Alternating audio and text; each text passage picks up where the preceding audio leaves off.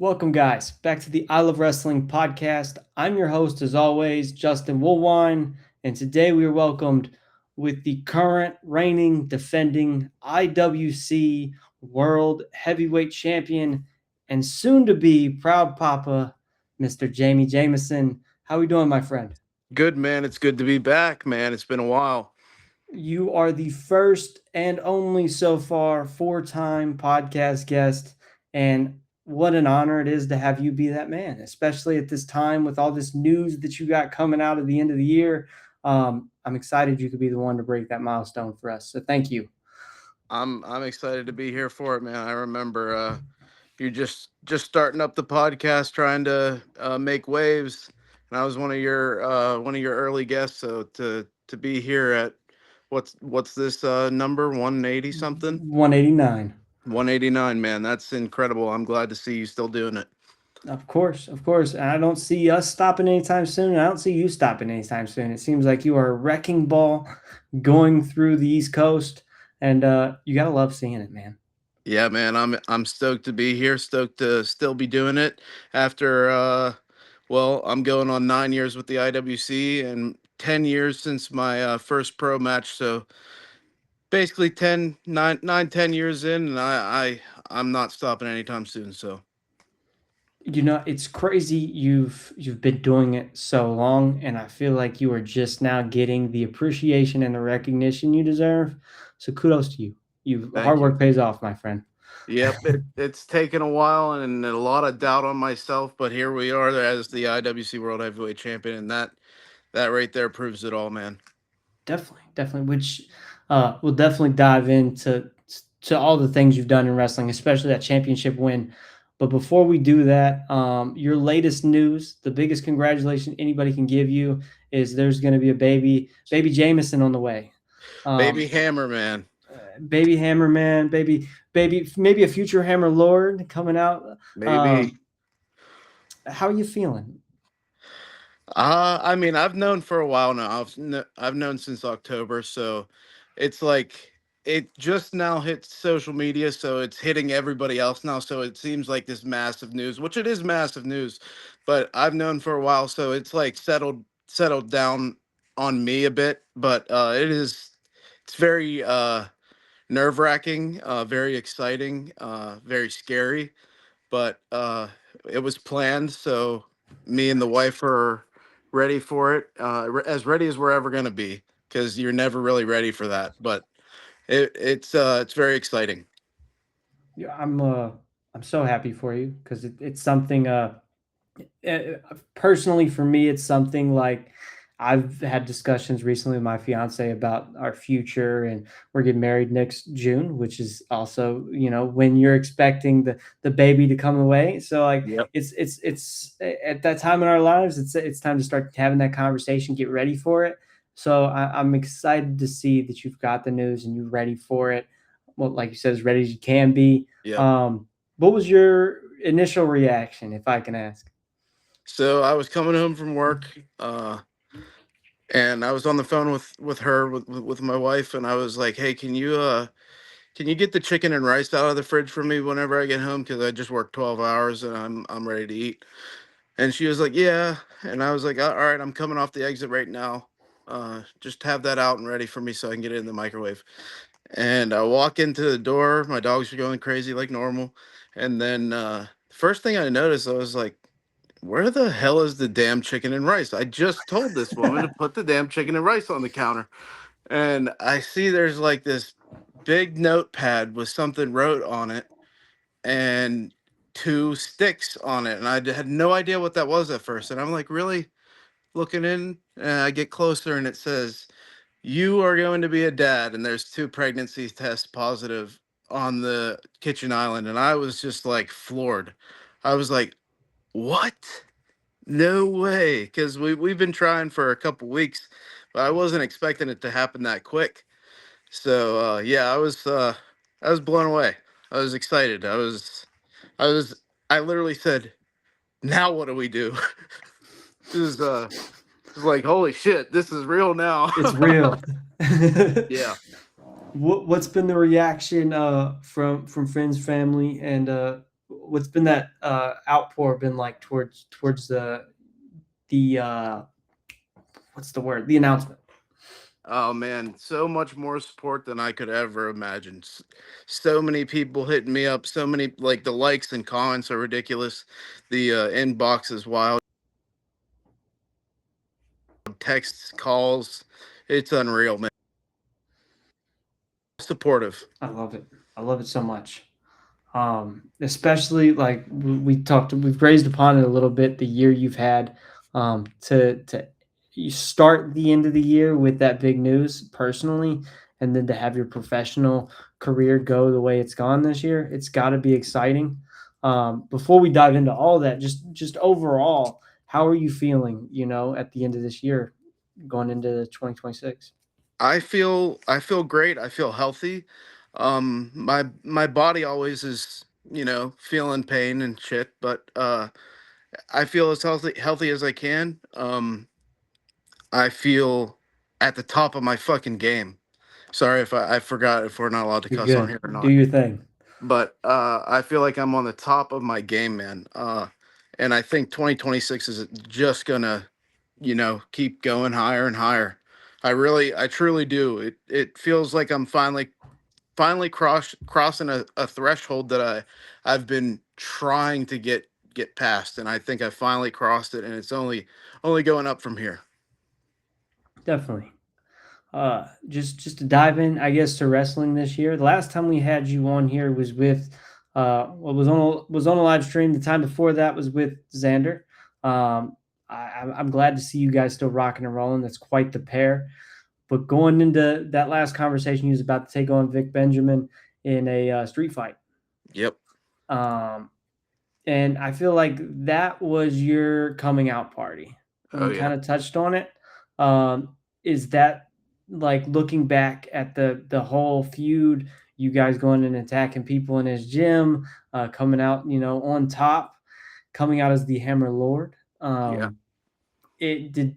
Do you feel the same way, that was your stamp, that I'm here and I'm ready to make my mark? Yeah, I think it really helped us show how well we can tell a story, how dedicated we can be uh to pushing it on media, and how serious we're willing to take it in the ring too, because the match was a brutal match in all aspects.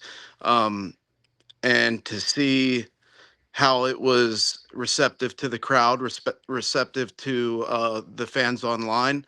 I think it was definitely a coming out party for me.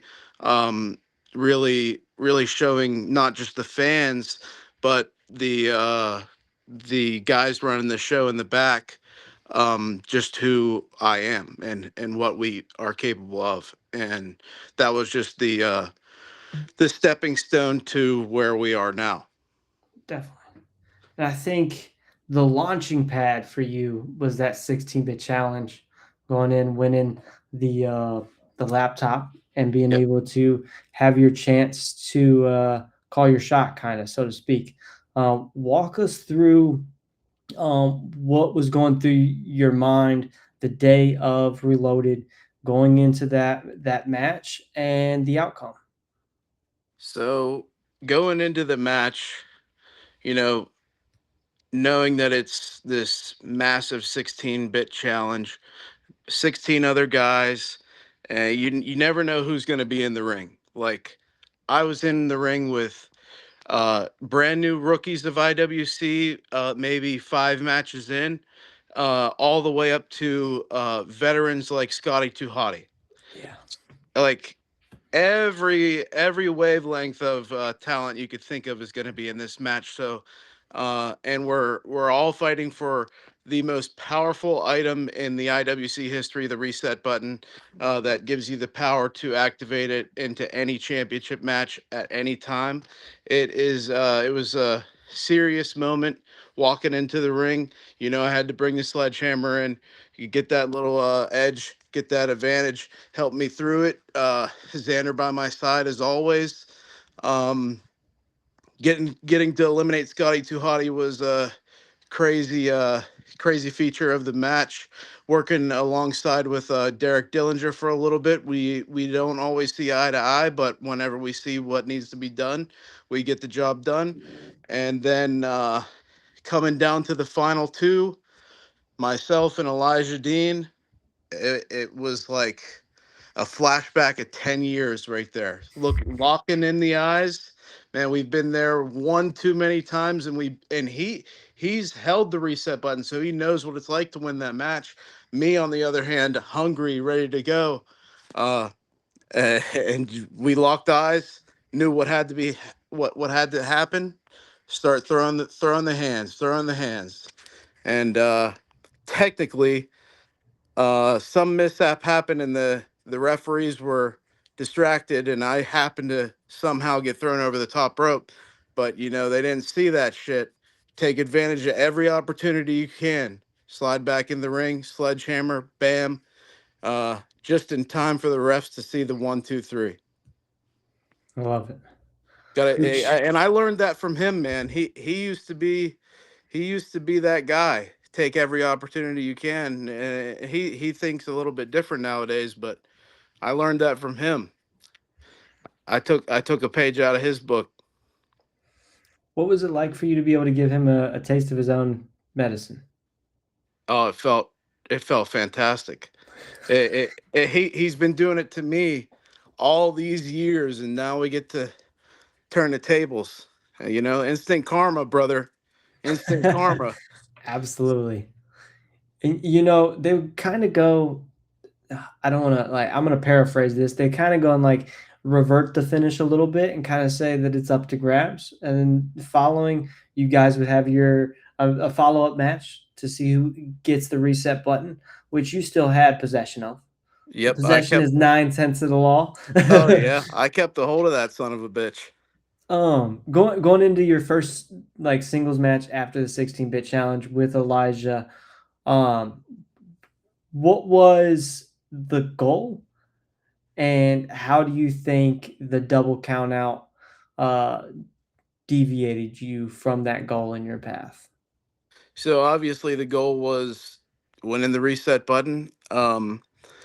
And starting straight from the bell. It's like almost flashback right to that reset, but or the reloaded 16-bit match. It's like it all just happened right then and there. Like we were just picking up where we left off. And to be completely honest with you, I had uh, influenza A whenever I was competing in that match. I was the sickest I've ever been in my life. I couldn't breathe for shit. It was one of the worst matches that I have had cardio wise. I couldn't breathe. Um Getting to that double count out was a blessing for me.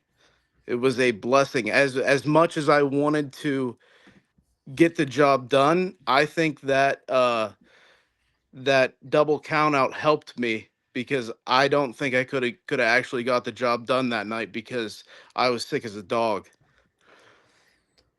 Whose idea was it for you guys to go with the bull rope match next?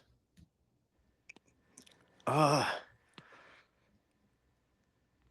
I honestly can't remember whose idea it was. I know that there was talks that it was going to be some kind of big crazy match. It was probably Elijah Dean's idea because I know Jock Sampson retired and he gifted his bull rope to Zach Nystrom, which is great friends with Elijah Dean, money Mhm. shot.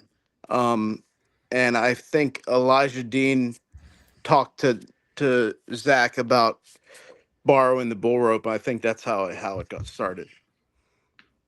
So, leading up to all this, you guys make it very personal outside Yeah. the ring. What goes into, putting together that kind of production and being able to give the fans that little bit of extra, making it seem real, showing up to each other's houses, attacking each other. Like, that's not something you see a lot on the indies, and it's rare you even see it on television. So what made you guys lean towards that? Uh, Two dedicated motherfuckers who wanted to wanted to prove a point and show to everybody else in the back that we, just because we're independent wrestlers doesn't mean that we can't have a production like WWE or AEW. We need to all step up our game, and this is something that I've actually went out of my way to tell the guys in the back at IWC, and explain to them that I didn't get here as the IWC World Heavyweight Champion by not doing promos, by not doing edited, like, uh what's that, recaps, edited recaps. Yep. Like, this all helps you. It's a free tool. Media is a free tool for all of us, so we all need to up our games, and we all need to step up and prove that we aren't just another independent wrestling show. Like, we have the option for videos to be played at the show on a big screen. Why don't you fucking use it? So that's why we did it, because we wanted to prove a point that we can be a main here at Pittsburgh, Pennsylvania. I love it. I love it a lot because it sets you guys apart.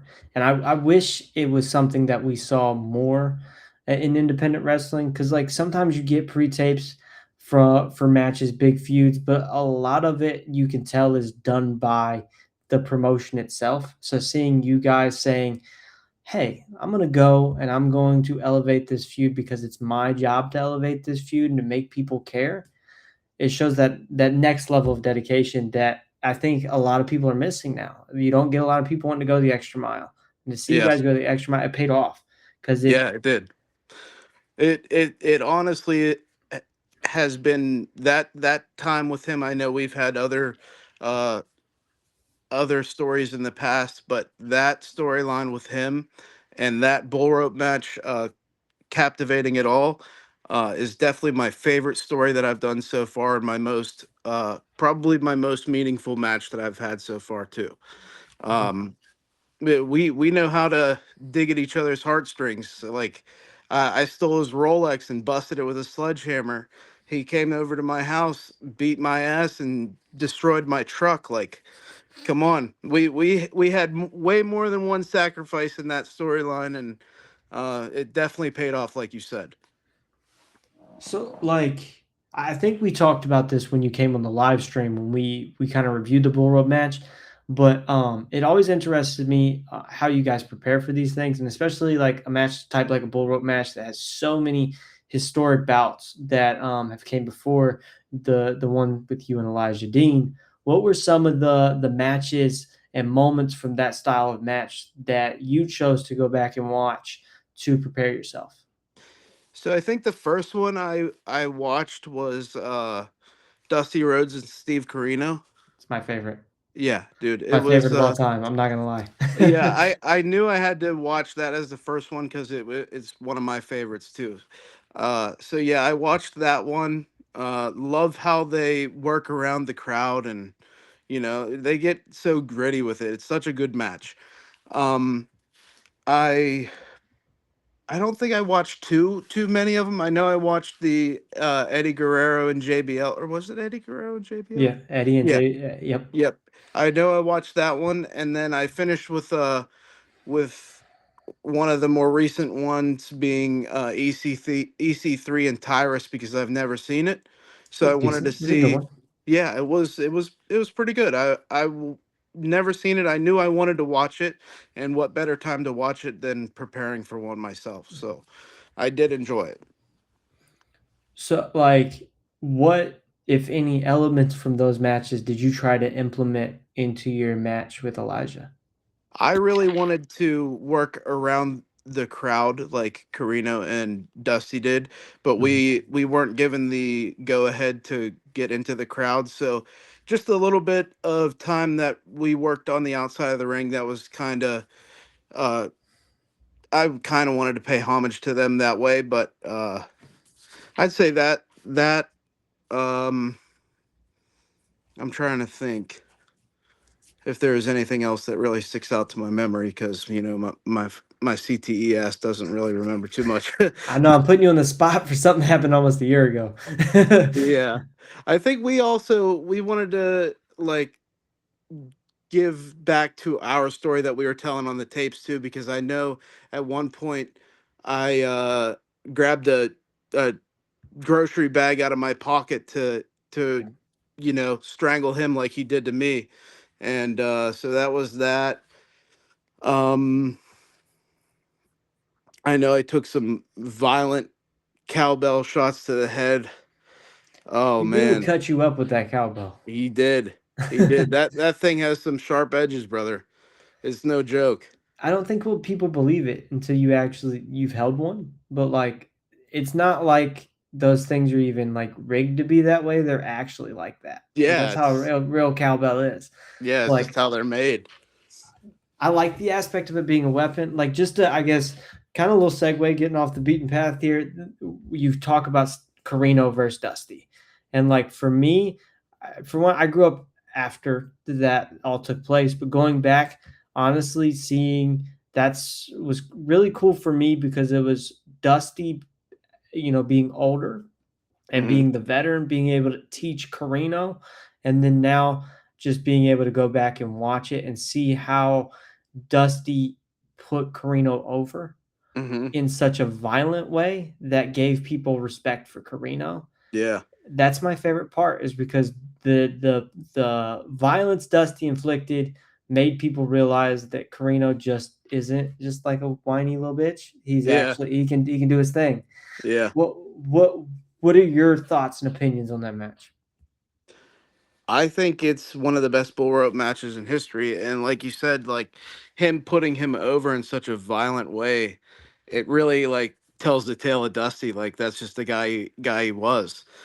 Um, I think I think, like I said, my favorite part about the match was them going into the crowd and stuff. Like you haven't had a bull rope match that's ever done anything like that, so it was kind of setting new standards, and we haven't really seen it since. So that's one of my favorite parts about that match, and it makes it stick out. So that night you get the victory over Elijah Dean and you earn um which is something you've already earned the right to, but you've earned that right to have that reset button. How did it feel to beat somebody you have so much history with and to be given that first shot and step towards the IWC Heavyweight title? Great. It felt great, and I'm not sure if we said it on here before or not, but I was competing with a phase two separated shoulder too. So back to back influenza A with him, and then a grade two separated shoulder. And it was at my peak of my injury. My arm that was tied to the rope was the same shoulder that was separated. So doing that entire match, getting through that entire match, was brutal. It was one of the most painful matches I've ever been in, and that's what makes it so much means so much more to me, because not only was I fighting so hard for the reset button, but I was fighting so hard just to feel okay. Like the entire match, every bump, every pull on that rope, and I have to pull it back too. So both ways, it ain't no good for my shoulder, and that this is all shoot, man. That that was painful as hell. I was not medically cleared to work. I didn't tell anybody other than Elijah Dean himself, and Xander. They were the only two people to know until afterwards. And uh, winning the match, getting through it, it gave me a whole new. It felt like a whole new person. I wasn't even thinking about the shoulder anymore. I if you would have seen me in the back, I probably would have been lifting both arms up with the separated shoulder, holding that reset button high, and talking to Xander and planning our next move later in the night. Uh, yeah, you wouldn't have known that I had a blown out shoulder. When did people find out before what happened later in the night, or did they find out after? About the injury Yeah, after. After. Okay, I was gonna say because if they found out before, it might make what happened after make a little bit more sense, maybe. Yeah. Because I'm gonna be Yep. honest, watching it, I was like, he's got this. He's gonna go and he's gonna take that from Duke. And my dad was like, no, he's got it. And then they took it from us. And like Yep. obviously you're to pull back the curtain a little bit, you're not the good guy. You're the bad guy. So for Yep. us, we're sitting there rooting for you. And like in theory, story wise, it makes a lot of sense for them to not give you that yet. Yeah. Um, but like for us, I'll be honest, as fans, as we was just like, it's his moment and he's fucking earned it. Uh-huh. And they took it. And like after you told me that you had the shoulder injury, I was like, maybe it's because they knew he was hurt. So Nope. like I guess what went into later on that night coming out, uh, cashing in your reset button, trying to get the title from Duke, and then it getting taken from you by Duke and Gannon. Um, I'm not gonna lie. I felt like that was my moment. Um, Whenever I was right before the reset button hits and I come out, I'm standing there in the back with Xander, and I sparked the cigarette because I come out with a cigarette in my mouth. When I sparked the cigarette, I looked over at him and I was like, I should be fucking winning this. I was like, this feels like my fucking moment. And whenever I walked through the fucking curtain, dude, I was like, I should be fucking winning this right now. It felt so real, dude. And like, I know if I felt like I should have been winning it, every single person in there was expecting me to win it. They were. So, You could tell the crowd reaction was like it was the oh fuck, he's taking this from us. yeah, dude. And Bill's been holding the title for over 900 days or whatever, or almost 900 days. Like, this was going to be the culmination of him like that. It felt like that moment. It felt so raw. Like that feeling felt mm, mm, like more important to me than actually winning the belt for some reason because it felt so huge. The aura in the building felt unreal to me, and like I watched the footage back like 100 times, like seeing it all happen. It's like a perfect Money in the Bank cash in, you know. Yes. uh and seeing the emotion on my face, seeing the cigarette, seeing me, I snapped the cherry of the cigarette in my fingers. That and like Justin Plummer's in the ring rigging the match with the referee shirt on. It would have been perfect, but then again, you think about the other aspect of it. Bill Collier's been holding this champion for 900 days now. Everybody's going to expect him to lose it. So to throw that back in their face and him win it, it it's like, holy fuck, they got me. Yes. They even got me. And I'm walking out with the reset button and knowing what's happening. It They got all of us, including myself. And it in hindsight, it was how it was supposed to be. I liked it. I mean, I didn't like it at the time until I watched the footage, and I was like, yeah, this is how it was supposed to be.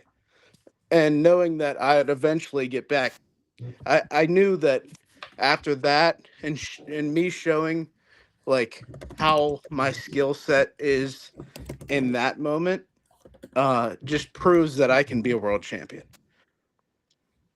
So Absolutely. so knowing that, I knew I was going to win the world champion eventually, just by that performance there. I think like watching it, it also like looking back made a lot of sense because like you mentioned, Bill has held this belt for almost 900 days. He's the big bad of the IWC at the time. And like for you, I think the only way it would have made sense is if the crowd was to turn with you Yeah, and to be behind you, which at that moment they were not going to be behind you. yeah, And they still hate your guts. And right. you've given them plenty of reason to hate your guts. So, which like in theory, if I was in Pennsylvania, and I was watching as a fan, and I know you so well. I probably hate your guts too. But like, I think that moment and then everything that happens between yourself, Duke, Gannon going forward really primed Duke up to be that guy to face Bill. How Yeah. how how was it for you going through the little mini feud, we'll call it, with Gannon and Duke, and kind of priming Duke up to become world champion? I think the little feud with Gannon was short lived, and I think it could have been much more than it was. I think that we weren't really given too much like guidance into what the office wanted for that. And I think it kind of just fell a little bit flat for the both of us. Mhm. Um, I've always liked Gannon. He's a fantastic wrestler, fantastic worker, great personality in the back. Um, and I've always enjoyed working him. But for some reason, it just fell flat for all parties. I know he put me over on his way out, and I appreciate what he did. And we've talked and expressed appreciation both ways. Uh, but I do think that it did help the story for Duke um, winning the title, and help the story for me and Duke going forward, uh, because I'm taking out his brother. Yeah. So it helped elevate me and Duke. So it did get something out of it. As much as I would have loved to get gotten more, because there's always more. Uh, I wish we could have got more out of it. Do you think it's a chapter that's permanently closed, or is it something that you could see being opened up A in the hundred percent, future? 100% open because he hasn't stepped foot back in an IWC building since I slammed him through the mat a couple times. So he hasn't stepped foot back in that building. So who knows what's to come next? And like, I guess in retrospect, once again looking back, it's seeing the whole thing out unfold. Like, seeing you go on and defeat Gannon, and then to see Duke be the one to take down Bill, and then for you to ultimately be the one to take down Duke, it makes a lot of sense because you everybody expected maybe Duke to win when you cashed in, maybe, and they Yeah, didn't get it, yeah, and then they're like, okay, now we're going over here, and now we got to deal with Jamie, and I think that just primed Duke up even more, yeah. and then which we'll get to. I don't want to jump all the way to you winning the world title, but it definitely had to make all that feel validating. Part of this whole thing though is you get to team with Xander. And it's not always you get to team with Xander. He's usually just there with you. What's it like being able to actually get in the ring and show your tag team skills with Xander in the ring? It's always interesting because Xander doesn't work too many matches anymore. Hmm. Um, it's exciting to see him in that realm because I get to see him work by my side as my manager all the time, and I always like to see how well he does in the ring. And I think he showcased very well in that tag team match against Duke and Gannon, because that was my first match back from my shoulder, and my shoulder was still a little touchy. So he carried our side of that match. He did it all, and he did it well for only wrestling 3 or 4 times a year. I think he only wrestled one time in 2025. So for wrestling that little, I think he held his own, and it was very exciting to see and see him work his magic in the ring as well. Absolutely.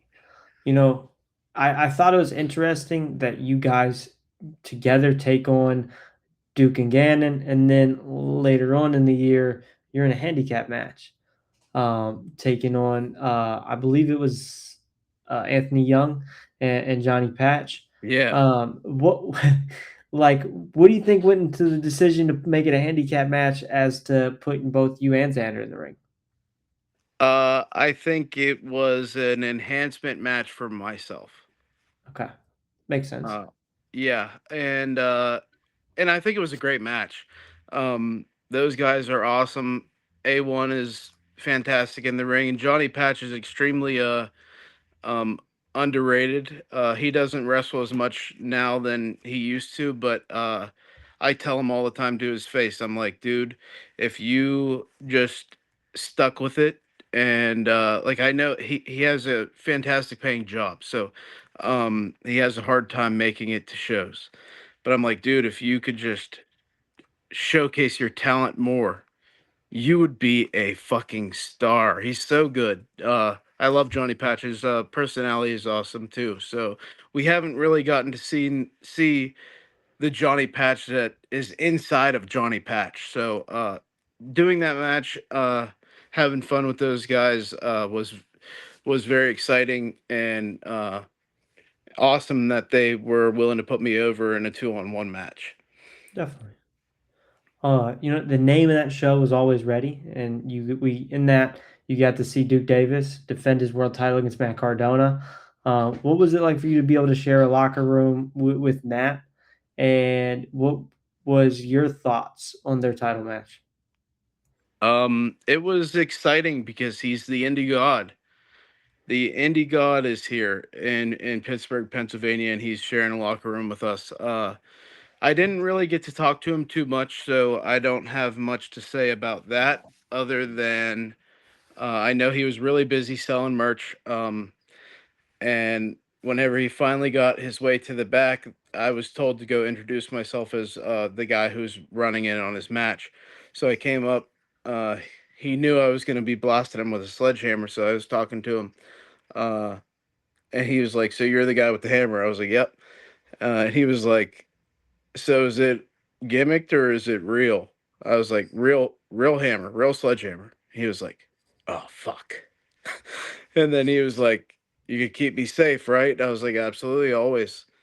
And he was really cool about that. And then afterwards, I'll talk about the match here in a minute. But afterwards, once we got back through the curtain, he came up to me, shook my hand, pulled me in.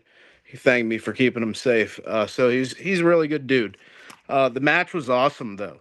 Uh, Seeing Duke get to perform in there with a star like Matt Cardona in the building that we all perform in every month, it's warming to see.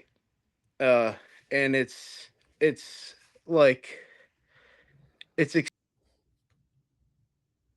exciting to think that this could be you, or this could be you in 6 months having a match like this going over as like a televised match. It's very exciting, very warming to see, and I love that Duke got to experience that because he deserves it. I think it's interesting now looking at it because you brought up earlier he's the indie god, but you are now the current IWC Heavyweight Champion and the Hammer Lord. So it'd be interesting to see if maybe, in 2026 we could see the Hammer Lord take on the Indie God. Is that something? Obviously, there's the seeds have been planted. Yeah, Is that something you'd be down for? 100%. I would never say no. I would I never say no. Can't love it. say no. Um, Obviously, like if we look at the IWC, which we've talked a lot about as a whole for 2025, um, your story has been a main part of it. Duke's story's been a main part of it. Bill's story, main part of it. But also, there's been Justin Plummer versus Jock Sampson, which I've been fortunate to have Jock on here and talk about a little bit, which you've played a role in this rivalry and feud a little bit. Um, how have you felt that them two have handled the ongoings, the operations of the IWC, since how they are, co-owners or whatever, what have you? How do you think they've handled their duties this year? Uh, I think I mean, they're always butting heads, so it brings stress into the locker room. They finally settled it at the December show. Um, It's hard to say. They're both whack jobs. They're I both whack agree. jobs. I don't think either of them should be running the company, and now Jenny Plummer is. So we'll see how Jenny Plummer does.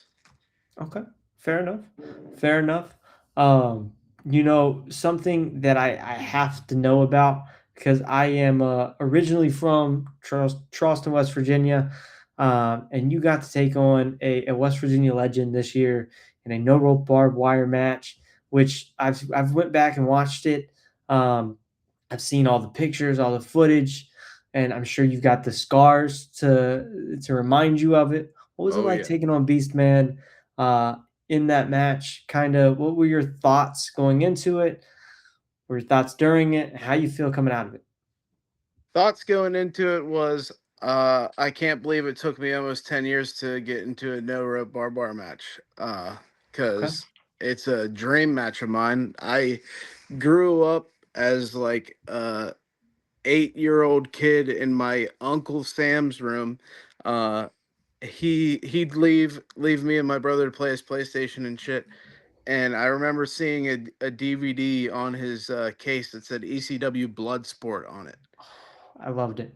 That Dude, was my favorite back in the day. I know exactly what you're talking about. It had a white case, right? yes, white White case, case red covered in lettering. blood. Yep. Yep.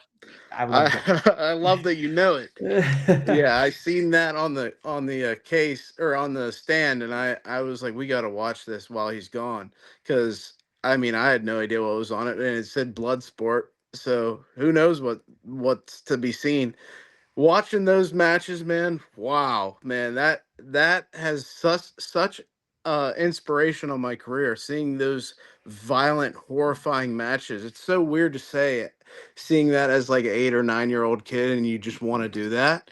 Uh, Yep. but yeah, man, that was such an inspiration. That DVD, I actually have it here in the house. So yeah, crazy to watch them growing up wanting to do it. It took so long, but here we are. Uh, I know Beastman talked to me about we were having some kind of rivalry in West Virginia, and we were going to call call culminate to that eventually, and then he stopped running for a little while, so it never came to be. And then he said that he came up to me, asked me if I was free for this date, and I was like, yeah, why? What are we doing? He said, I told you we were going to do that barbed wire match. And I was like, fuck, here we go. Here we go. And yeah, going into it, I was uh, very excited. I watched a couple of them beforehand, and uh, getting ready for the match. It just felt unreal that we were going to finally do this. And the entire match, man, I had a great time, but man, it was a brutal match. It was a brutal match. What's it like coming home to the wife after something that physical? Well, she knew going into it what she was getting into. She was not happy, never happy about the hardcore matches, but she knows it's my love of the business for some reason. I love doing it. Uh, I remember texting her because normally I'll text her I'm okay and everything. Uh, but I was like, I think you're gonna have to come back here and check me out, because I was cleaning my face off and everything, and I could see where I was cut up here, but I couldn't stop bleeding. I was like, there's a lot more blood, but all these cuts up here are no longer bleeding. And she came back to check me out, and I had this massive gash up here, Damn. big old gash. So we got the doctor in there, and she was like, I think you're good if we just glue it.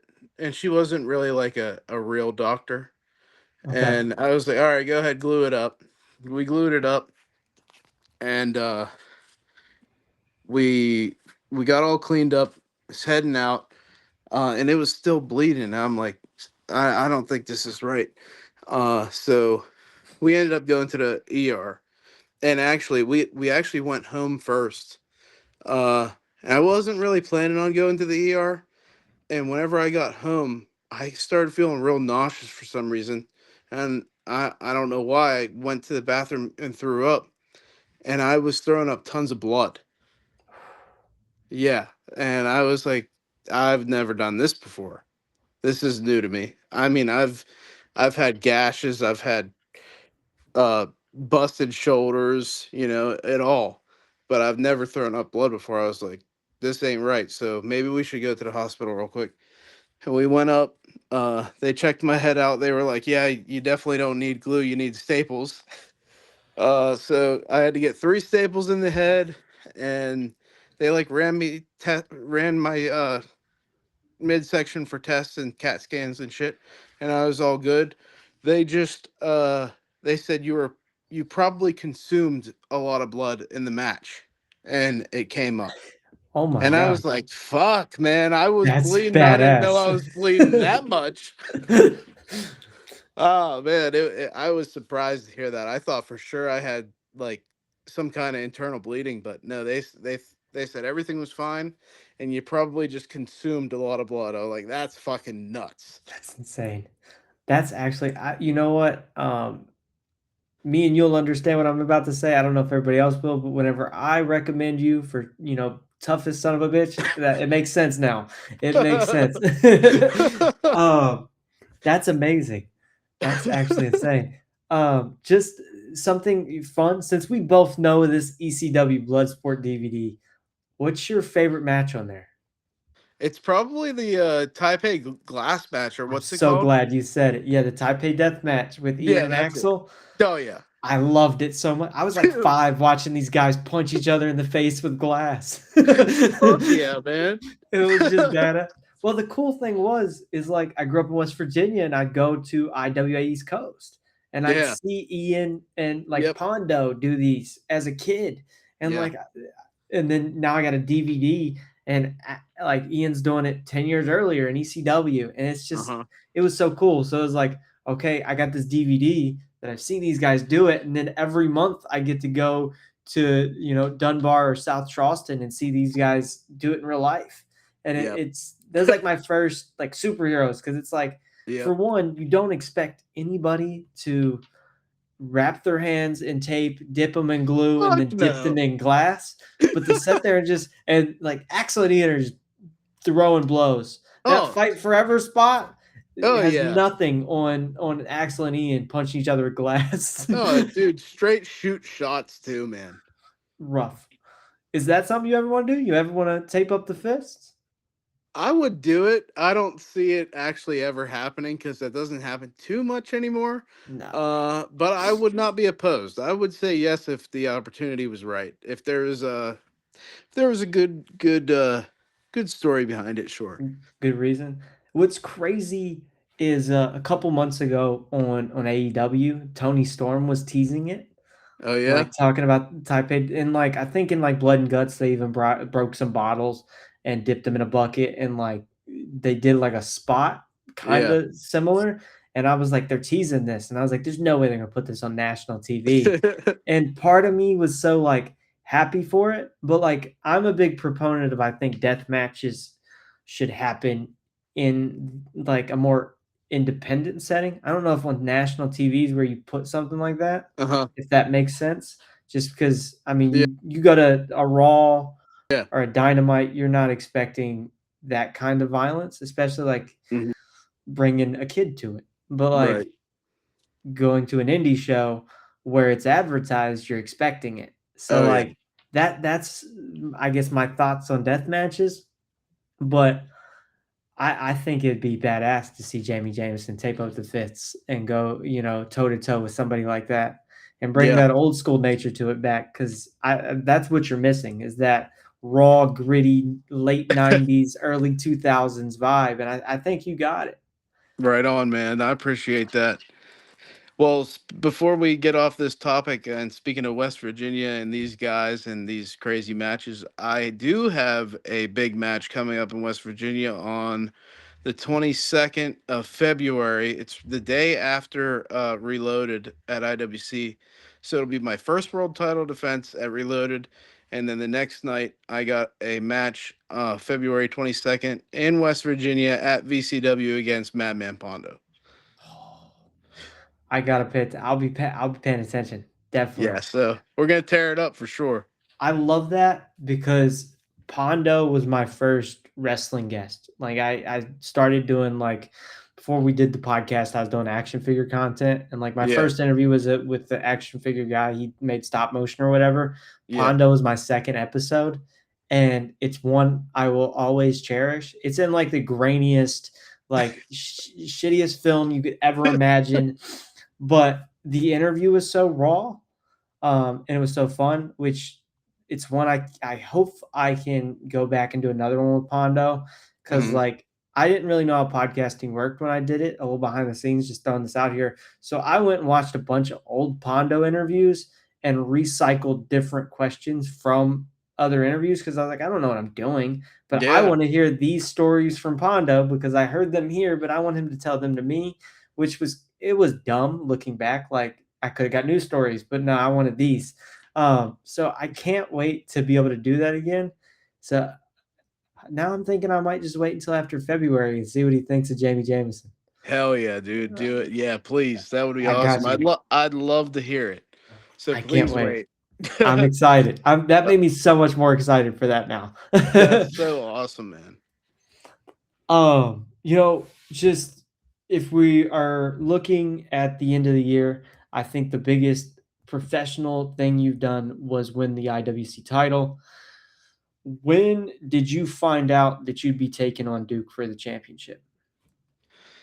Um, when did I find out? I don't I don't really remember the day that I found out. Um, it was actually it was like talked about months in advance that I was going to uh it was honestly the first time that it was talked about was the night that I was going to activate the reset button and lose. So it was before I actually activated the button. I was talked to by Justin Plummer, um, and he said he was explaining to me why he doesn't want me to activate it successfully. So he said, I think you winning the title in an announced match will do a lot much more for you, and it'll sell more tickets, and I think it's the bigger picture for you. And I mean, I was appreciating everything he was saying, even though I wanted to cash in that fucking button and win. But he said, I'm thinking December, you versus the champion. He didn't say who, he said the champion, and we'll get you there. Mm. And I was talked to by other guys who are in office of IWC, and they're saying the same thing. So December, you versus champion, and we're gonna get you there. They kept saying, "We're gonna get you there. We're gonna get you there," and Okay. it seemed like a promise, and a lot of things in wrestling uh aren't promised. So if you're told one thing, it's most likely not going to happen, because I've been told so many things in my career, especially at IWC, and it's never happened. So it was just like another, oh, okay, oh yeah, sure, well yeah, we'll get there. But that was the first time that I knew I was going in December for the title and gonna win it, whatever. uh I can't remember it being announced that it was Duke. I knew Duke was going to win it eventually, so I just figured it was going to be Duke and I. And touching on the Gannon stuff, I was like, I could see where this is going. But learning that it was Duke, I can't remember exactly when, but knowing that it was going to be Duke, I was very excited because I love big uh, heavyweights going hard for a heavyweight champion. That is something that I've always loved too. Undertaker and Batista and Triple H. Like that is me. I love the ruthless aggression era of WWE, and seeing big guys go for the heavyweight champion. It just felt like that for me. So getting to actually win the title in a match like that, it feels huge for me. And to do it with Duke, uh, it was very exciting because Duke is a very, very talented professional wrestler and a very professional uh, in himself as well. I wanna know, Bill Coyer is the latest IWC guy to make his way to TNA, which I mean, you are a fan of the podcast, so I've recently done a lot of media with TNA, Mhm. and like Bill is somebody I can't wait to have the opportunity to speak with. How does it feel to have somebody so close to you and a brand you've been associated with, and then being able to see them go to that next level and to be to see them presented not only in like a top spot, but slotted in with somebody like Mustafa Ali and being, having that crazy presentation on television. It is such an honor to see it happen because not only am I acquainted with Duke in the back and or not Duke, Bill, sorry, in the back and get to pick his brain and listen to him and just talk to him as a friend. I also grew up watching Bill as a fan of IWC, so to see him grow from where he was then back in like 2012 to where he is now, nobody deserves it more. Bill is such a class act. He is the true professional or true definition of a professional wrestler.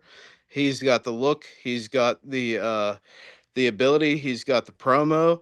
His promos are bangers, man. To see him finally catch his break, it's awesome, and not only uh is it awesome for him, but it's awesome for us, for IWC.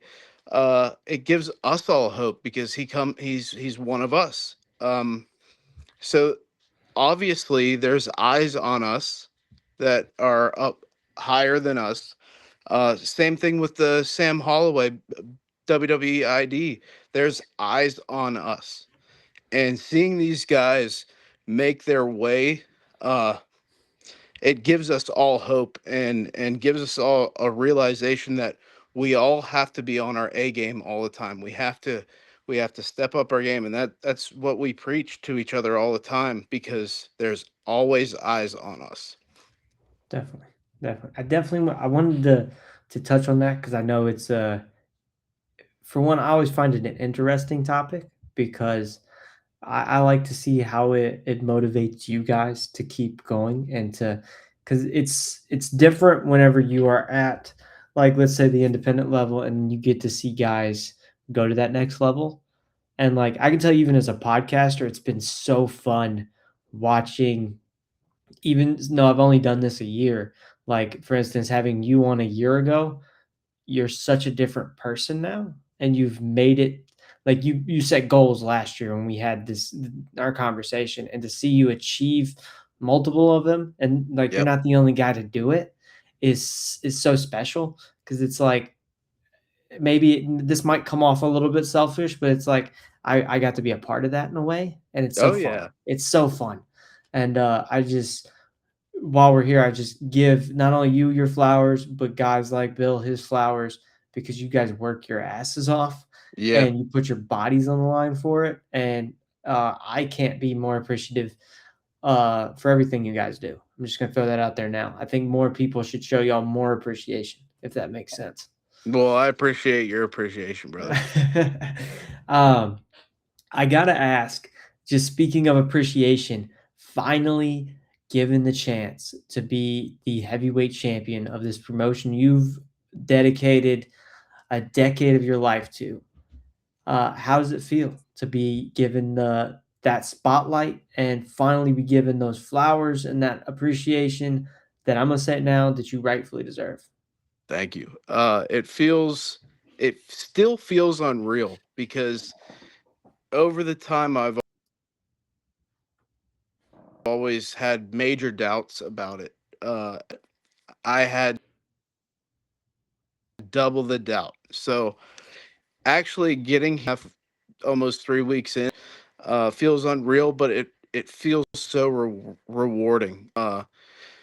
It feels like all the hard work, all the dedication, all the injuries, all the fuck ups, all the all the everything. It all is so rewarding. Finally getting here, and talking about this podcast with my wife before I got on. I was telling her that, however long ago we had that last one, I was like, we talked last, and we said next time you come on, you'll come on after you win the title. So it was like we accomplished that goal.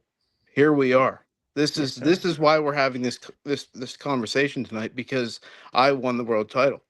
We wouldn't be having this conversation right now if we did not win this world title. 100%. So, uh, it could have never happened. We could have never got back on. We did it. We're back on. We had a great. We're having a great conversation.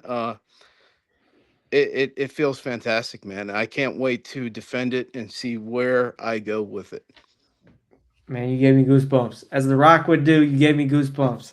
I think, like, just once again, maybe this might come off a little bit selfish on my front, but I think we've both had an incredible year. Like, I think we both set goals, and honestly, we probably knocked them out of the park and, Out of the like, park. fucking exceeded them. So it's great to just see good people work hard and get what they've earned. I know I Yep. said deserved earlier, but I think the more important word is earned it. You've like worked for it. It's not like something that you was handed. You earned it. Like um because I that's something I always just like I have little brothers and they're always use the word deserve things. And I've come to terms with it in life. Nobody deserves anything. You earn it.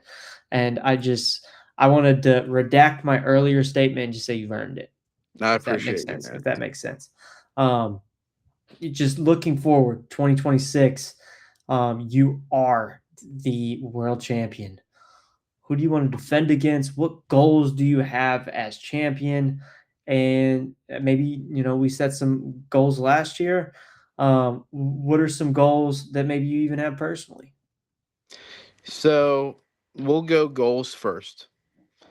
Um, my number one goal, and I'm only going to give one because I gave this one last year and I have yet to accomplish it. I want to get out of the country. I was supposed to get out of the country in March of this year. I was supposed to go to Canada. Uh, I was booked for Greek Town Wrestling, and then I blew my shoulder out. So that screwed that up for me. And it was before, it was a week before my match with Elijah Dean in the bull rope, and I knew I could only put my body through one match uh, with the busted shoulder, and there was so much on the line with Elijah Dean. The story, uh, everything, every promo, every vignette, everything that we put together, the reset button, our 10-year history. I could only put my body through one match like that, and I couldn't I couldn't go out with a bum shoulder to Toronto and then come back and do it again with Elijah Dean in Pittsburgh. I knew I could only do it one time, and I had to sacrifice that goal for my match with Elijah Dean, and it was totally worth it. It was, to this day, still my favorite match that I've ever done. So uh, yeah, goal, getting out of the country, 2026. It's gonna happen. What I want to do as the world heavyweight champion, I want to make it through the entire year as champion. I want to hold this all the way through 2026 to 2027. And people I would like to work. I know I'm going to eventually have to work Duke Davis again because he's going to have a rematch clause. He will not get to use those rematch clause at Reloaded because I'm going to be wrestling a generated opponent. So I'm going to have my first title defense against a randomized generated opponent by the reset button. And whenever I beat whoever that is, I'm assuming I will probably face Duke Davis again. And I would love to work him again. And I would love to beat him again. because I'm looking far further than Duke Davis. I want to work. I want to work anybody in the company. I really want to work Bill Collier. I want to uh, avenge myself from the reset button activation loss. I want to get a win over Bill Collier, and I want to work anybody above Bill Collier. Whoever it is, I'm ready for. I love it. 2026, I'm ready. Last little fun question, because I was going through your announcement the other day of you guys having a baby, and I couldn't help but notice that Elijah Dean put in there that he wants to face a future Hammer Lord. What are your thoughts of Elijah Dean already calling out your unborn child? I don't put it past him for a second. Okay. I figured he'd have something to say on that post. So, um, it would be